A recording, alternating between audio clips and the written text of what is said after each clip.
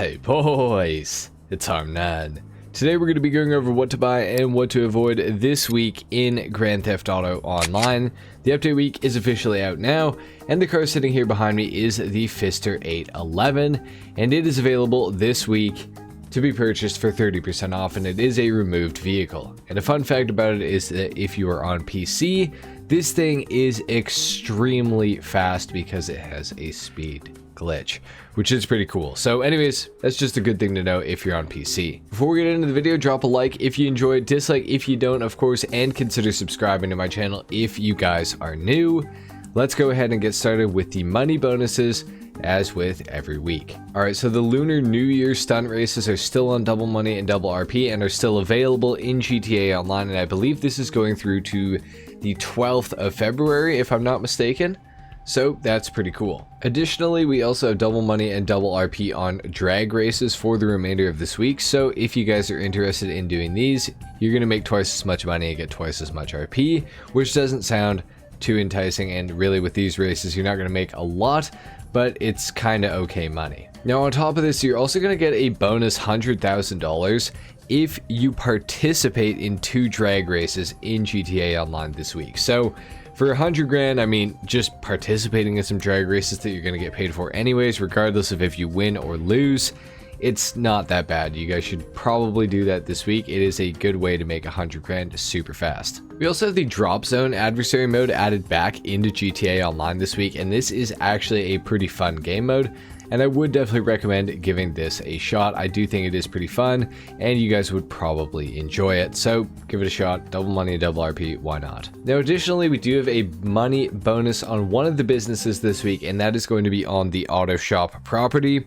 And auto shop client jobs are going to be paying double money this week, and so this is going to be double money on the auto shop customer deliveries. So the cars that come into your auto shop and that you customize and then deliver to the customers, they're going to make you twice as much money this week as they normally would, which typically is probably going to earn you about 40 to 60k, I would say, is the average on double money. Now, if it's not on double money, you'd probably make 20 to 30k sort of thing. So 40 to 60k per car that you do. You could do 2 every 48 minutes. Not too bad. It's a good way to earn a little tiny bit of money. And the staff have also been updated within the auto shop so that they actually deliver the cars a lot more efficiently and get you a higher amount of money typically. So that's really good. They used to be horrible, but now they're okay. So don't be scared to get your auto shop staff to actually deliver these cars, because you'll probably do okay with it. And of course, starting off with the discounts this week, tying into the auto shop bonus, we also have auto shops that discounted. They're 30% off this week, including upgrades and modifications. Now, if you are buying an auto shop this week, I would say there are a couple of locations that are better than others.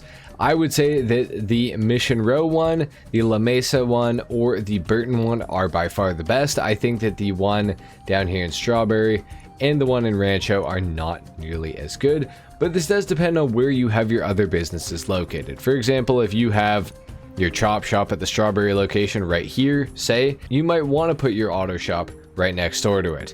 But it really depends on where you've got your businesses located and how many businesses you have. But I would say that the Mission Row and the La Mesa locations, as well as the Burton locations, are pretty good. I really like Mission Row and La Mesa because of their really easy access to the highway. The highway is literally right here and you're on it from the La Mesa location, and from this one you just go here and you go on it like that. So it's really simple, really easy. Those are by far the 2 best locations in my opinion. So those are the ones I would recommend to buy. Now, as far as the upgrades within them, there are some things that you will want to know. The staff, like I said, have been updated, so they are a lot better than they used to be. By no means are they going to be as reliable as you driving the car to be dropped off to the customer. They will probably crash a little bit more than you would, but you never know, you might get unlucky too. So it's kind of just a roll of the dice as to which one's better. The good thing about the staff though is that they can do this passively. So you can send the car off with them, they will go and deliver it, and you'll get your money eventually. And while they're doing that, you can go and earn money in another way, which is always good. So I would say you should probably purchase, I would say 1 staff member, if not 2. They are discounted this week, so it's not going to be a huge loss if you don't use them a lot. Extras, I would definitely put the second car lift in the auto shop. That's going to allow for a second customer delivery vehicle to show up every 48 minutes, which means you're going to make double the money twice as fast. Now, it is going to cost you 455k, but if you're on it this week, you can definitely make that money back, and you can definitely make the money back from your staff as well. Personal quarters will allow you to spawn in your auto shop, but you don't really need it. For most people, I would say don't buy the personal quarters. I don't think it's super worth it. As far as the emblem, tint, and style go, that's all personal preference. If you want to blow a bunch of money on some of this stuff, be my guest. I definitely wouldn't, though. Moving on to the first vehicle discount of the week, we got the Vellum 5-seater. This thing is a complete pile. I would not buy this at all. Even discounted for under 700k, I just don't think it's worth it. You can go to the airport and find a Vellum 4-seater for free. You're gonna have to go to the airport to pick this thing up anyways, so you might as well just take the Vellum 4-seater or a Luxor, which is faster anyways and more reliable and seats more people. The Vellum 5-seater basically is a scam. Don't buy one. On Legendary Motorsport, we have a 4-door vehicle on sale this week, and that is going to be the Obey Tailgater S. This is a pretty fun car. It's got some nice customization. It is a Tuner's DLC vehicle, so it's got a lot of things that can be done to it. For under 800k, it is pretty good. Something that you might want to know about it, though, despite being an Audi and everything like that, this thing is rear-wheel drive, which may surprise some of you. You would maybe think it would be all-wheel drive, hence it being an Audi, and supposedly, you know, a more sporty Audi at that. For under 800k, it's still a pretty decent car. I would say not a bad price. Now, if you don't have the trade price and this is closer to like $1 million, I'd say this is one that you are probably going to want to skip over because I just don't think it's as worth it at that price point.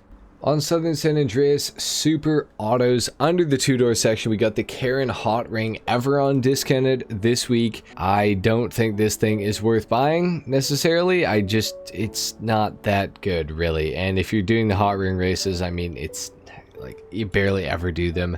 In free mode, it's got like no customization as well. Like there's like 30 livery options, but other than that, there's like nothing you can do to the vehicle. I think at either of these price points, this is just way too much money for what this vehicle will actually provide, especially when the Bravado Hot Ring Hellfire is better than it in every single way. So I would not buy the Karen Hot Ring Everon this week, despite the discount. Now we have 3 Tuners DLC vehicles discounted this week, I guess as part of the auto shop being discounted. Those are the Vapa Dominator ASP, the Annis Remus, and of course the Volcar Warner HKR. We're going to start off with the HKR. This thing is a complete piece of shit. I would never recommend anyone to buy this thing. 661 grand is way too much money, and if you don't have the trade price, God forbid, do not buy this thing, please, for the love of God. It does have some nice customization, but it is unbearably slow. It doesn't handle well. It doesn't drift well, despite everybody being, oh, it's so good at drift. No, it is not. It's not good. Don't buy it, please, for the love of God. Especially this week when these other 2 vehicles are discounted. The Annis Remus has some really nice customization. It's also got the drift tuning modification available for it as well, which is pretty sweet. The customization's really nice. It drives well. The Annis Remus is actually a very, very cool car. I would definitely recommend this for 720k. I think this is definitely a must pick up this week, dare I say. Definitely more of a pickup than the Obey Tailgater S that we saw over on Legendary Motorsport. This thing is actually very, very good, but even better than the Annis Remus is, of course, the Vapa Dominator ASP. This is one of the fastest muscle cars in the entire game, so for racing, this thing is actually quite good.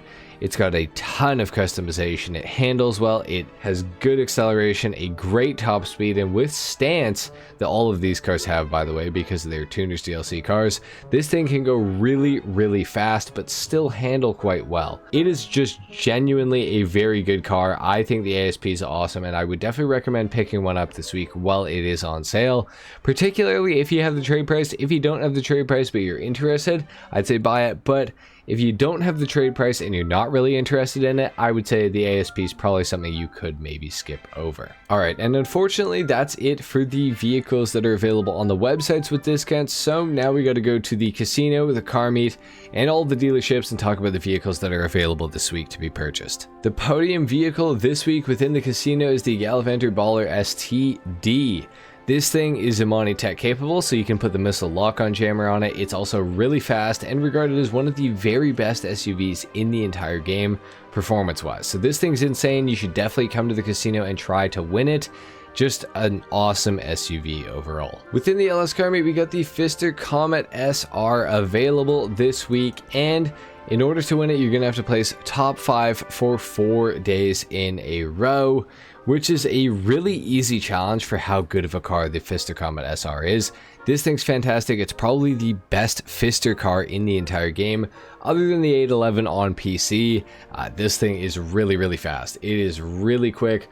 No matter what you play on, it's going to be a great handling and pretty good performing sports car for you guys, and some nice customization to go with it. You should definitely try to win it this week. All right, and we have 3 removed vehicles within the LS car meet. We got the Vapid Riata on the left, which is pretty crazy to see in here. I'm quite happy to see it back. It's going for, I believe, $385,000, $380,000. Not a bad price. Good customization on this thing as well, so I would definitely say the Riata is a good one to pick up, especially if you like off-roading. Definitely buy that one this week. The Shih Tzu Hakuchu non-drag, just the regular Hakuchu, is also available this week for $82,000. It's removed, and for that price, I would say you should probably buy one. Like, why not? 82 grand for the performance you're going to get with that thing. It's a good bike. No doubt about it. Buy the Hakuchu. And of course, we have the Pfister 811. And if you're on PC, I would definitely say to buy this thing because it's so damn fast. But if you're on console, it's not that remarkable of a car. Like I said, it is 30% off this week, so it's going for under 800K, which is a pretty good price, all things considered. It is actually one of the fastest top speed cars in the game, short of HSW cars. Tops out at about 133 miles per hour, which is decently fast. And like I said, on PC, it's got the speed glitch. So if you're on PC, you should buy this thing. However, if you're on console, it's kind of hit or miss. You could buy it, you could not. If you have HSW available on your platform, I'd say there's no reason to buy this thing. Honestly, I don't see a reason to. Not a whole lot in the way of customization. Not exactly the prettiest looking car either, if I'm being completely honest.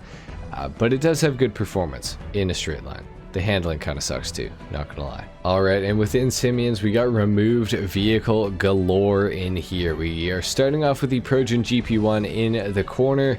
This thing is an awesome vehicle. It's going for $882,000 this week, and it is on sale 30% off, which is a really good discount. You should buy a GP1 this week. It's based off the McLaren F1. It's got great customization, really good handling, a great launch off the line, despite being rear-wheel drive, pretty okay top speed, really good looks. Definitely buy a GP1 this week, no questions asked. This thing is awesome. Moving on to the Coil Voltic we got here. It goes for, what, 150K, I do believe. Not a bad price overall. Not a whole lot in the way of customization. It is fully electric, but it does handle pretty decently for a full EV. I think it's a decent car. I would say you could buy one this week. It is removed as well. For 150 grand, you kind of can't go wrong with the Voltic. Then, of course, we got the Dubachi Masacro race car with a very slight performance increase over the regular Dubachi Masacro. Unfortunately, no discount on this thing though, so $385,000. A little bit on the steep end. I would definitely buy the regular Masacro over the race car. I think it's just more classy looking, but the race car is pretty cool nonetheless. We also have the Enos Cognoscenti Cabrio here. This vehicle is ugly as sin, but it goes for 185K and it is removed, and it is a convertible. Not much in the way of customization though. Really ugly ass car, I'm not gonna lie. I do have one of these, but it's basically for novelty's sake because it's an OG car and it's removed from the websites and everything like that. But as far as looks goes, it's not exactly a looker, that's for sure. We also got the Dinka Jester race car here as well, and it is on sale this week, going for $245,000, which is not a bad price. For that price, I would definitely say, purchase one if you're interested in having a full race livery vehicle, because keep in mind, the liveries on both the Dubachi Masacro race car and the Dinka Jester race car, they are non-removable. So you got to keep that in mind. Slight performance increase on both of them over the regular variants of themselves, but it's kind of hit or miss. It depends. If you're willing to have the full livery on your car all the time, then you could buy either of them. But particularly the Jester race car this week because it is discounted. Luxury Autos sucks. We got the Ubermax Niobe and the Declassi Vigoro ZX in here, so that's awesome. They're such rare cars that they're right on the front page of Legendary Motorsport, and on Southern, it's definitely very up there. Yeah, right here, part of the Chop Shop DLC. So, yeah, both available at regular times. Totally wouldn't have liked to see, you know, an Annis S80RR or something removed in here, but yeah, great. Alright, and within the Chop Shop, these are the vehicles that are available to be stolen this week. However, none of them are claimable, so you cannot keep any of them, just in case you guys were wondering. In order to get the Vapid Ellie, you're going to need to complete the McTony robbery. In order to get the Ocelot Jugular, you're going to need to complete the cargo ship robbery. And for the Dubachi Wagner, you will need to complete the Duggan robbery. Within the Garment Factory, we have the Fine Art file as the priority file for the remainder of this week. So if you guys are interested, that is available for double what it usually pays, which is pretty good, I guess. Alright, and of course, last but not least, we got the time trials for the week. Your RC Bandito time trial for today is Construction Site 1. Your Junk Energy time trial for today is Sewer System. Your regular time trial is Elysian Island, and your HSW time trial starts right here in North Chumash and ends at Palomino Highlands, right here at the bottom of the hill. Anyway guys, there you have it. That has been what to buy and what to avoid this week in Grand Theft Auto Online. Leave a like if you enjoyed the video or if you learned something, dislike if you didn't, of course, and consider subscribing to my channel if you guys are new. With that being said, I'll see you in the next one. Until then, take care. Peace.